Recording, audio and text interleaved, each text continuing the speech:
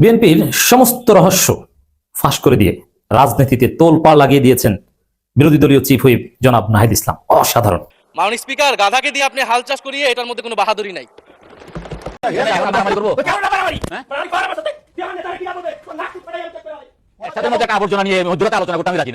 আপনারা আমাদেরকে ম্যান্ডেট দেন, তিনি কাপুরুষোচিতভাবে এই প্রতারণামূলক বক্তব্য দিয়ে জনগণের ম্যান্ডেট নিয়েছেন, এখন এসে তিনি সেটির বিপরীতে অবস্থান নিচ্ছেন, তিনি কোনো বক্তব্য দিচ্ছেন না। 2 মাসে বিএনপির হাতে খুন হয়েছে 31 জন, ধর্ষণের ঘটনা ঘটেছে 14টি, বিএনপি চাঁদাবাজির খবর এসেছে 83টি, হামলার ঘটনা এসেছে 154টি। এর একটিতে সরকার কার্যকর কোনো ব্যবস্থা গ্রহণ করেনি। বিএনপিকে চুতহাট জিতিয়ে দেওয়া হলো, এটাও আমার মনে হয় প্ল্যান। বর্তমান যিনি স্পিকার তিনি তো বলেই দিলেন যে আমরা এটাকে স্বীকার করেছিলাম নির্বাচনের জন্য। ওই বা না হই, বিএনপি নামক দলটাকে বাংলাদেশ থেকে ইনশাআল্লাহ আমরা নিশ্চিহ্ন করে দিব। আমাদের উইমেন যারা আছে তাদের উপর আপনারা আঘাত করতে আসবেন না। আসসালামু আলাইকুম। আজকের গুরুত্বপূর্ণ সংবাদে আপনাদের স্বাগত। ভিডিওর শুরুতেই বুঝতে পারছেন আজকের ভিডিও অত্যন্ত গুরুত্বপূর্ণ, তাই অনুরোধ থাকবে না টেনে পুরো ভিডিও দেখবেন। যারা আমাদের চ্যানেলটি সাবস্ক্রাইব করেননি তারা চ্যানেলটি সাবস্ক্রাইব করে বেল আইকনটি চেপে রাখুন। যারা ইতিমধ্যে সাবস্ক্রাইব করেছেন তাদেরকে ধন্যবাদ। কথা না বাড়িয়ে ভিডিওটি একটি লাইক দিয়ে মূল পর্বে চলে যায়। প্রেসিডেন্ট শাহাবুদ্দিন চুপ্পু তার কিছু কুকীর্তির কথা মাননীয় স্পিকার হাউসের সামনে তুলে ধরছি। আমরা বলেছিলাম জাতীয় সরকার করতে হবে, সেই জাতীয় সরকারের প্রস্তাব বিএনপি নাকচ করে দিয়েছে। মাননীয় স্পিকার, গাধাকে দিয়ে আপনি হাল চাষ করিয়ে এটার মধ্যে কোনো বাহাদুরি নাই। রাষ্ট্রপতির উপর ধন্যবাদ জ্ঞাপন বক্তব্য, রাষ্ট্রপতির বক্তব্য আমি শুনিও নাই, পড়িও নাই, এবং সেই বক্তব্য দেওয়ার সুযোগ করে দেওয়াকে আমরা প্রত্যাখ্যান জানিয়েছিলাম। আমরা খুব স্পষ্টভাবে বলেছিলাম যে এই রাষ্ট্রপতির অপসারণ প্রয়োজন, তাকে গ্রেফতার করা প্রয়োজন। এই রাষ্ট্রপতির আর কোনো অধিকার নেই বঙ্গভবনে থাকার, এখানে এসে বক্তব্য দেওয়ার। প্রেসিডেন্ট শাহাবুদ্দিন চুপ্পু তার কিছু কুকীর্তির কথা মাননীয় স্পিকার হাউসের সামনে তুলে ধরছি। তিনি দুদকের কমিশনার ছিলেন, তাকে দুদকের কমিশনারের করা হয়েছিল 3টি অ্যাসাইনমেন্ট দিয়ে। 1 নম্বর হচ্ছে খালেদা জিয়া এবং তারেক রহমানের বিরুদ্ধে দুর্নীতির অভিযোগে শাস্তি নিশ্চিত করা। 2 নম্বর পদ্মা সেতুর দুর্নীতির অভিযোগ থেকে আওয়ামী লীগকে ক্লিন চিট দেওয়া।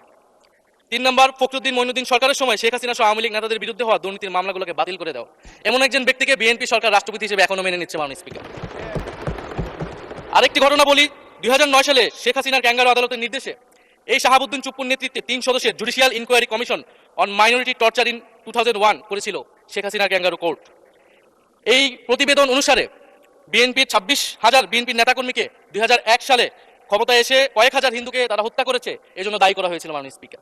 এবং আওয়ামী লীগ এই রিপোর্ট দেশে বিদেশে এই রিপোর্ট ফেরি করে তারা নিজেদের এখানে ক্ষমতায় থাকাটাকে পাকাপোক্ত করেছিল। মাননীয় স্পিকার, এই রাষ্ট্রপতি চুপ্পু এস আলমের হাতে ইসলামী ব্যাংকে তুলে দেওয়ার কারিগর, 2 কোটি আমানতকারীকে পথে বসিয়েছিল। এবং জুলাই গণহত্যার সময় তার ভূমিকা, ফ্যাসিবাদের সাথে তার সংশ্লিষ্টতা সবকিছু আমরা জানি। আমাদের দুর্ভাগ্য, এই দুর্নীতিবাজ, অপদার্থ, মিথ্যুক, গণহত্যার দোষর এখনো বাংলাদেশের রাষ্ট্রপতি। একটা আলোচনা কয়েকবার এসেছে যে রাষ্ট্রপতির অধীনে কেন শপথ নিয়েছি আমরা বলতে এখানে ব্যক্তিগতভাবে আমার কথাই বলেছে, কারণ আমি এখানে শপথ নিয়েছিলাম। তো মাননীয় স্পিকার, সেই সময় প্রেক্ষাপট আর এখনকার প্রেক্ষাপট কি এক? জুলাই গণঅভ্যুত্থানের পরে 5ই আগস্টের পরে আমাদের সামনে 2টা অপশন ছিল। আমরা বলেছিলাম জাতীয় সরকার করতে হবে, সেই জাতীয় সরকারের প্রস্তাব বিএনপি নাকচ করে দিয়েছে। আমাদের সামনে আরেকটা অপশন ছিল ক্ষমতা আর্মির হাতে তুলে দেওয়া। যদি আমরা সেই দিকে আগাতাম আজকে তারা এখানে বসতে পারতেন কিনা মাননীয় স্পিকার, সেটা সন্দেহ আছে। দেশের স্বার্থে, দেশের স্থিতিশীলার স্বার্থে আমরা সেই সময় সরকারে গিয়েছিলাম, আমরা শপথ নিয়েছিলাম। কিন্তু বৈষম্যবিরোধী ছাত্র আন্দোলন খুব স্পষ্টভাবে 2024 সালে কিন্তু এই রাষ্ট্রপতির অপসারণ চেয়েছিল। সেই সময় সাংবিধানিক ধারাবাহিকতার কথা বলে রাষ্ট্রপতির পক্ষে অবস্থান নিয়েছিল বিএনপির মহাসচিব মির্জা ফখরুল আলমগীর সাহেব, তিনি নিজেই কথা বলেছিলেন। ফলে এখন তো একটা নির্বাচিত সরকার মাননীয় স্পিকার, এখন তো চাইলেই বিএনপি রাষ্ট্রপতি পরিবর্তন করতে পারে সরকার, এবং আমরা বিশ্বাস করি বিএনপিতে সেই ধরনের যোগ্য আস্থাভাজন ব্যক্তি নিশ্চয়ই রয়েছে। এবং সরকার দলের সদস্যরা অনেকে গৌরবের সাথে বলেছেন যে যেই রাষ্ট্রপতি জিয়াউর রহমানের বিরোধিতা করেছেন, সেই রাষ্ট্রপতি এখন জিয়াউর রহমানের প্রশংসা করছে। মাননীয় স্পিকার, গাধাকে দিয়ে আপনি হাল চাষ করিয়ে এটার মধ্যে কোনো বাহাদুরি নাই। এটা আপনাদের দেউলিয়ত্ব, সরকারের দেউলিয়ত্ব যে সরকার এখনো রাষ্ট্রপতি পরিবর্তন করতে পারছে না। মাননীয় স্পিকার, এই অধিবেশনের পুরোটা সময় যদি আমরা সংস্কার, গণভোট, জুলাই সনদ, 72 সংবিধানে অনেক কথা বলেছি, এবং একটা বিষয় আমার কাছে খুবই অদ্ভুত লেগেছে, কিছু মাননীয় সংসদ সদস্য তারা 72 সংবিধানকে 71 সাথে মিলিয়েছে। মাননীয় স্পিকার, আমার জানা নেই আসলে তারা কোন বিবেচনা থেকে এটি মিলিয়েছে। এটা তো সবসময় আওয়ামী লীগ মিলিয়েছে মাননীয় স্পিকার। তারা 72 সংবিধানকে 71 ফসল হিসেবে 71 চেতনার সাথে মিলিয়েছে।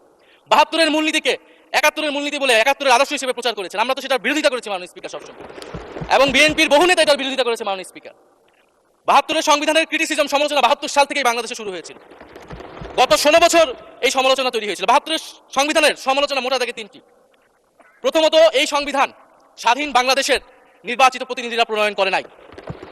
আমি সরকারি দলের মাননীয় সংসদ সদস্য ব্যারিস্টার নওশাদ জমির সাহেবের সাথে ওনার সাথে আমি সহমত পোষণ করে বলতে চাই, একটা স্বাধীন দেশের শাসনতন্ত্র রচনা করার অধিকার সুযোগ সেই দেশের নির্বাচিত প্রতিনিধিদের হওয়া উচিত। 72-এর সংবিধান রচনা করেছিল যারা 70-এর নির্বাচনে আইয়ুব খানের এলএফের অধীনে যারা নির্বাচিত হয়েছিল পাকিস্তানের শাসনতন্ত্র রচনা করার জন্য মাননীয় স্পিকার। দ্বিতীয়ত, এই 72-এর সংবিধান ইনহেরেন্টলি এটা একটা আনডেমোক্রেটিক কনস্টিটিউশন। একজন ব্যক্তির হাতে সকল ক্ষমতা অর্পণ করা হয়েছিল মাননীয় স্পিকার। সেই সময় শেখ মুজিবকে সামনে রেখে এই সংবিধান তৈরি করা হয়েছিল। একজন ব্যক্তির হাতে সংসদের ক্ষমতা, নির্বাহী বিভাগের ক্ষমতা, এমনকি বিচার বিভাগের ক্ষমতাও নানা কায়দা করে তার হাতে তুলে দেওয়া হয়েছিল মাননীয় স্পিকার। ফলে স্বৈরতন্ত্রের বীজ কিন্তু সেই 72-এর সংবিধান থেকে বাংলাদেশে শুরু হয়েছিল। এবং সবচেয়ে ইম্পর্টেন্ট, এই সংবিধান হচ্ছে মুজিববাদী আদর্শ দ্বারা রচিত হয়েছিল মাননীয় স্পিকার। 71-এর আদর্শ কিন্তু চার নীতি ছিল না মাননীয় স্পিকার। 71-এর আদর্শ ছিল সাম্য, মানবিক মর্যাদা, সামাজিক ন্যায় বিচার। 72-এর সংবিধানে এসে বলা হলো জাতীয়তাবাদ, বাঙালি জাতীয়তাবাদ, ধর্মনিরপেক্ষতা, গণতন্ত্র এবং সমাজতন্ত্র, এবং এটার বিরুদ্ধে বিদ্রোহ করেছিলেন মেজর জিয়াউর রহমান। মাননীয় স্পিকার, আজকে বিএনপি তার ফান্ডামেন্টাল জায়গা থেকে সরে যাচ্ছে মাননীয় স্পিকার। শুধু জামাত ইসলাম 72-এর বিরোধিতা করেছে বলে কি বিএনপি এখন আওয়ামী লীগের পজিশনে চলে গিয়েছে? আমাদের জানা নেই মাননীয় স্পিকার। 72-এর সংবিধানের বিরোধিতা করেছেন বদরুদ্দিন উমর, 72-এর সংবিধানের বিরোধিতা করেছেন মাওলানা ভাসানী, 72-এর সংবিধানের বিরোধিতা করেছেন কমরেড মুজাফফর আহমেদ, 72-এর সংবিধানের বিরোধিতা শত শত মুক্তিযোদ্ধারা করেছেন মাননীয় স্পিকার। ফলে এই 72-এর সংবিধানকে বাতিল করার একটা সুযোগ আমাদের এসেছিল 1975 সালের সিপাহী জনতা বিপ্লবের মধ্য দিয়ে। জিয়াউর রহমানের এটা একটা ঐতিহাসিক ভুল বলবো মাননীয় স্পিকার, তার প্রতি সম্মান রেখে, যে আমরা সেই সময় সেই অপরচুনিটি মিস করেছি। আমরা একটা গণপরিষদ দিয়ে নতুন সংবিধান করতে পারি না, এবং এই অপরচুনিটি আমরা এই 24-ও মিস করেছি এবং এখনো করতে যাচ্ছি মাননীয় স্পিকার। মাননীয় স্পিকার, 5ই আগস্টের পরে যখন সংস্কারের আলোচনা আসলো, বৈষম্যবিরোধী ছাত্র আন্দোলন তাদের পক্ষ থেকে আমরা বলেছিলাম আমরা নতুন সংবিধান চাই বা সংবিধান পুনর্লিখন চাই। বিএনপি বলেছিল তারা নির্বাচনের মাধ্যমে ক্ষমতায় যেতে চায়। ফলে 5ই আগস্টের পর থেকে রাস্তা দুটি আলাদা হয়ে গেছিল মাননীয় স্পিকার। তখন আমরা একটা মধ্যপন্থায় আসলাম যে আমরা সংস্কারে আসি। সেই জায়গা থেকে সংস্কার কমিশন ঐক্যমত, সেখানে আলোচনা হলো। এখন সাংবিধানিক সংস্কার পরিষদ করার কথা গণভোটে বলা হলো। এখন বিএনপি সেই জায়গা থেকে সরে গিয়েছে। এখন বিএনপি যদি সেই জায়গা থেকে সরে যায়, আমাদেরকে পূর্বের জায়গায় ফেরত যেতে হবে মাননীয় স্পিকার। সংবিধান পুনর্লেখনের দাবি আমাদেরকেও জানাতে হবে, তারা যদি 72-এর পক্ষে এরকম অটল অবস্থানে থাকে। জুলাই সনদ নিয়ে অনেক কথা হয়েছে মাননীয় স্পিকার। জুলাই সনদ, জাতীয় জুলাই সনদ, আমরা যেদিন স্বাক্ষর হয়েছিল, আমরা জাতীয় নাগরিক পার্টি সেদিন স্বাক্ষর অনুষ্ঠানে যাইনি মাননীয় স্পিকার, এবং পরবর্তীতে আমরা স্বাক্ষর করেছি বলা যায় না, আমরা সেখানে আমাদের কমেন্টটা দিয়ে এসেছিলাম মাননীয় স্পিকার। জুলাই জাতীয় সনদ, জুলাই গণ অভ্যুত্থানের পরবর্তীতে এত কষ্টের যে ফসলটাকে, সেইটাকে মাননীয় স্পিকার নোট অফ ডিসেন্ট দিয়ে সেটাকে কলুষিত করে ফেলা হয়েছে। যেদিন জুলাই জাতীয় সনদ স্বাক্ষর হয়, সেদিন জুলাই জাতীয় সনদের মেজর সংস্কারগুলোতেই পাশে একটা নোট লেখা হয়েছে যে কোনো রাজনৈতিক দল বা জোট তাদের নির্বাচনী ইস্তিহার উল্লেখ করবে, যদি জনগণের ম্যান্ডেট লাভ করে তাহলে তারা সেই মতো ব্যবস্থা গ্রহণ করতে পারবে। তাহলে যেই দল নির্বাচনে জয়ী হবে তারা তাদের ইস্তিহার অনুযায়ী সবকিছু করবে মাননীয় স্পিকার। এটার জন্য ঐক্যমতের কোনো প্রয়োজন হয় না। আপনি যদি নির্বাচনে জিতে আপনার ইস্তিহার মতোই সবকিছু করবেন, তাহলে আপনার সাথে আমার কিসের ঐক্যমত, কিসের আলোচনা? এবং সেই নোটগুলো কিভাবে লেখানো হয়েছে, কিভাবে বল প্রয়োগ করে, শক্তি প্রয়োগ করে ঐক্যমত কমিশনকে চাপ দিয়ে লেখানো হয়েছে মাননীয় স্পিকার, এটা ঐক্যমত কমিশনের আমি মনে করি এখন বলার সুযোগ হয়েছে, সময় এসেছে। ফলে জুলাই জাতীয় সনদকে আমরা একসেপ্ট সেই সময় করতে পারি নাই। এবং মাননীয় স্বরাষ্ট্রমন্ত্রীর ভাষাকে ধার করে আমি বলতে চাই যে জুলাই জাতীয় সনদ এক অন্তহীন প্রতারণার দলিলে পরিণত করেছে মাননীয় স্পিকার বিএনপি এটাকে। এবং 72-এর সংবিধানকে আওয়ামী লীগ দলীয় ইস্তিহারে পরিণত করেছিল, কলুষিত করেছিল, এবং জুলাই জাতীয় সনদকে বিএনপি কলুষিত করেছে, দলীয় ইস্তিহারে পরিণত করেছে মাননীয় স্পিকার। আপনি বলছেন জুলাই জাতীয় সনদ, তারপরে আপনি দেখাচ্ছেন হচ্ছে আমার দলীয় ইস্তিহার, তাহলে এখানে তো কোনো ঐক্যমতের সুযোগ নেই। এরপরে আসলো গণভোট। গণভোটের আদেশ নিয়ে সমালোচনা আছে, এবং এই সমালোচনা আমরাও করেছি যে রাষ্ট্রপতি এই ধরনের অর্ডার দিতে পারে কিনা। কিন্তু গণভোটটাকে সবাই মেনে একটা কনসেনসাসের ভিত্তিতেই তো আমরা এই গণভোটে সবাই মিলে অংশগ্রহণ করলাম মাননীয় স্পিকার। বিএনপি এবং তৎকালীন বিএনপির বর্তমান মাননীয় প্রধানমন্ত্রী এবং চেয়ারপারসন তিনি নিজেও সংস্কারের পক্ষে, হ্যাঁ পক্ষে ভোটে প্রচারণা করেছেন। ফলে আপনাদের ইলেকশনের আগে এটা পরিষ্কার করা প্রয়োজন ছিল যে এই গণভোট আপনারা মানেন না, এই গণভোটে হ্যাঁ বা না জিতুক এটার সাথে আপনাদের কোনো সম্পর্ক নাই। ওনারা কিন্তু মাননীয় স্পিকার সেটা করেননি। ফলে জুলাই গণভোট এটা রাজনৈতিক সিদ্ধান্ত এবং গণরায়। মাননীয় স্বরাষ্ট্রমন্ত্রী তিনি নিজেই সেই সময় বলেছেন যে গণরায় হচ্ছে সার্বভৌম ক্ষমতা, জনগণের রায় আসলে সেটা সকলেই মেনে নিতে বাধ্য হবে, এমনকি যদি সেটার বিরুদ্ধেও কেউ বিজয়ী হয় তারাও সেটা মেনে নিতে বাধ্য হবে। ফলে আমরা মনে করি যে এই গণভোট অনুসারে যে সাংবিধানিক সংস্কার পরিষদ অতি দ্রুত সময়ের মধ্যে সাংবিধানিক সংস্কার পরিষদ গঠন করা উচিত, এর সুরাহা করা উচিত। আমরা তো মাননীয় স্পিকার অনেক দূর সরে এসেছি, নতুন সংবিধানের জায়গা থেকে সরে আসতে আসতে আমরা কোথায় আসলাম? আমরা খুবই সামান্য কিছু দাবি এখানে এসেছে, জুলাই জাতীয় সনদ বা গণভোট যেটাই বলেন না কেন, যে একটা উচ্চকক্ষ হবে ভোটের অনুপাতে, তত্ত্বাবধায়ক সরকার হবে। এই তত্ত্বাবধায়ক সরকার নিয়ে তো এত ঝামেলা, গত 16 বছরের এত আন্দোলন। কিভাবে নিয়োগ হবে, নিয়োগটা আমাদেরকে জানতে হবে মাননীয় স্পিকার। নির্বাচন কমিশনার এবং সাংবিধানিক প্রতিষ্ঠানগুলোতে কিভাবে নিয়োগ হবে, একটা নির্দলীয় এবং গ্রহণযোগ্য নিয়োগ আমরা কিভাবে করতে পারি, যেটা দেশকে বিভাজিত করবে না, বিরোধী দলের উপরে বিরোধী দলের অধিকার ক্ষুণ্ণ করবে না, এবং সবচেয়ে গুরুত্বপূর্ণ বিচার বিভাগ পৃথকীকরণ মাননীয় স্পিকার। এগুলা আমরা 5ই আগস্টের পরে আসমান থেকে বলিনি, এগুলা গত 16 বছর আলোচনা হয়েছে, বিএনপির 31 দফায় আলোচনা ছিল, আর অনেক রাজনৈতিক দলের আলোচনাতে, সংস্কারের আলোচনা থেকে আমরা মাননীয় স্পিকার ধার করেছিলাম।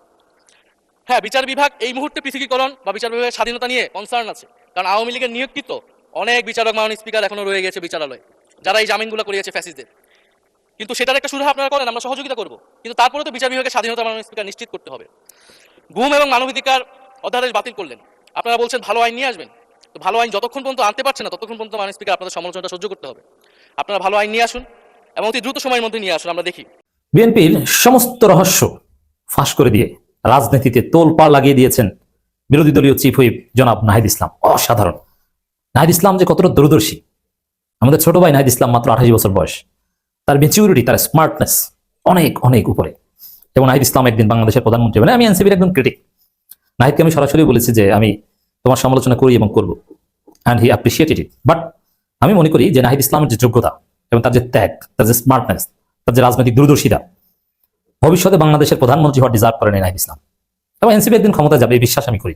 হয়তো আমরা এনসিপির বিরোধিতা করবো, এনসিপিকে ভোট না দিতে আহ্বান করবো, মাল্টি পার্টি ডেমোক্রেসিতে এটা হতে পারে, আমরা অলওয়েজ আমৃত্যু জামাত ইসলামের পক্ষে থাকবো, এবং নাহিদ ইসলাম প্রধানমন্ত্রী হলে তখন তাকে অভিনন্দন জানিয়ে তার ক্রিটিক করবো, সমালোচনা করবো। বাট নাহিদ ইসলাম প্রধানমন্ত্রী হতে পারেন এবং এনসিপি একদিন ক্ষমতা যাবে, এটা বাংলাদেশের রাজনীতির একটা রিয়েলিটি হয়ে উঠছে।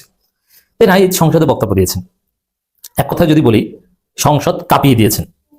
জামাত যা পারেনি এই নাহিদ ইসলামরা এটা পারছে, এবং অনেক কিছু জামাত চাইলেও বলে না কিংবা করে না, নাহিদ ইসলামদের মাধ্যমে করে।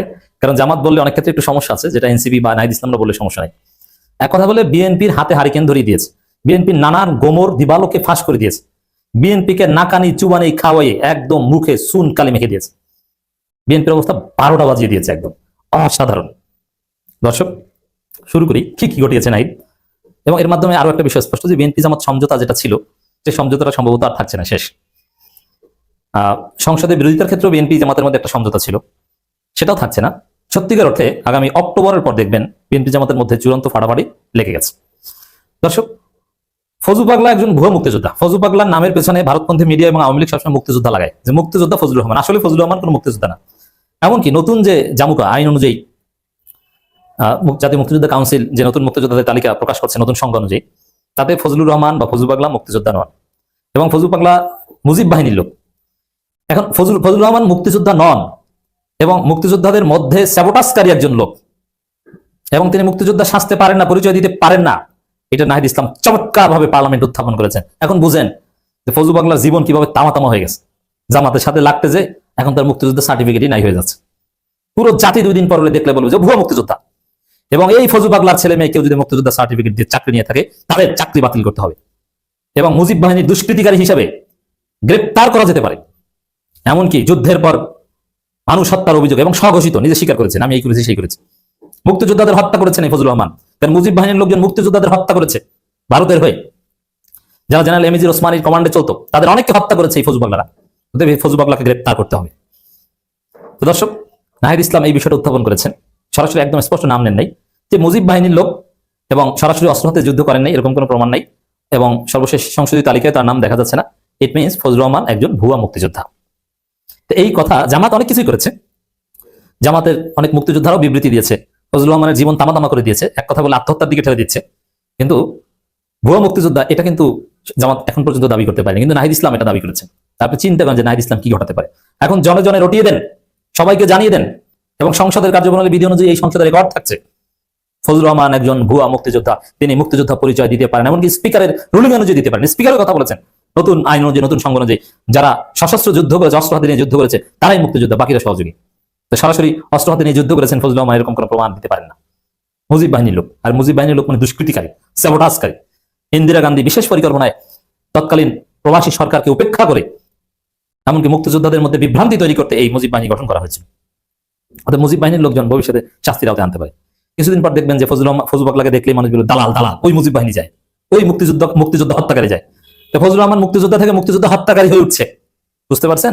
নাহিদ ইসলামরা এটা প্রতিষ্ঠিত করছে। Jamaat should be grateful to Nahid Islam. এসালমকে নিয়ে যে বিএনপি কাণ্ড ঘটাচ্ছে এর প্রতিবাদ করেছে নাহিদ ইসলাম। এসালমের হাতে বিএনপি তুলে দিচ্ছে।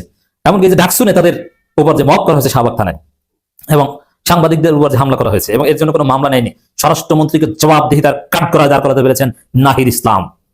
অন্য কেউ কিন্তু পারেনি। যে সাংবাদিকদের উপর হামলা হয়েছে, ডাকসু নেতাদের উপর হামলা হয়েছে, কোনো মামলা নেওয়া হচ্ছে না। কেন মামলা নেওয়া হচ্ছে না? কোনো জবাব বিএনপি সরকারের কাছে নেই। পুরো জাতির সামনে বিএনপি সরকারের নাকানি চুবানি খাওয়ে চুনকালি মেখে দিয়েছেন নাহিদ ইসলাম। Respect, salute Nahid Islam. দর্শক, নাহিদ ইসলাম যে বক্তব্য দিয়েছেন, সত্যি আমার মনে হয়েছে সংসদের অধিবেশন তো একদম শেষের পর্যায়ে চলে গিয়েছে, বেস্ট বক্তব্যের মধ্যে একটা, অসাধারণ। প্রত্যেকটা লাইন নিয়ে একটা ফটোকার্ড হচ্ছে। নাহিদ ইসলামের প্রত্যেকটা সেন্টেন্স এক একটা ভাব সম্প্রসারণযোগ্য বাক্য, এরকম বক্তব্য দিয়েছেন। সাথে থাকলে সঙ্গী, না থাকলে জঙ্গি। এর মানে পুরো আসলে এনসিপি রাজনীতি এমন একটা জায়গায় জামাতকে ডিফেন্ড করতে তারা বাধ্য এবং করছে। সবচেয়ে গুরুত্বপূর্ণ যে পয়েন্ট, নাহিদ ইসলাম বলেছেন সরকারের প্রেসক্রিপশন অনুযায়ী বিরোধী দল বিরোধিতা করবে না।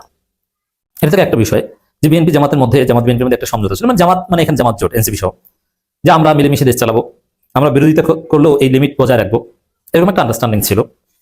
তো এই জন্য বিএনপি এই আন্ডারস্ট্যান্ডিং এর উপর ভিত্তি করে জামাতকে কন্ট্রোল করতে চায়, বিরোধিতার লিমিট ঠিক করে দিতে চায়। কিন্তু না, বিরোধিতার লিমিট ঠিক করে দেওয়া যাবে না, যায়নি।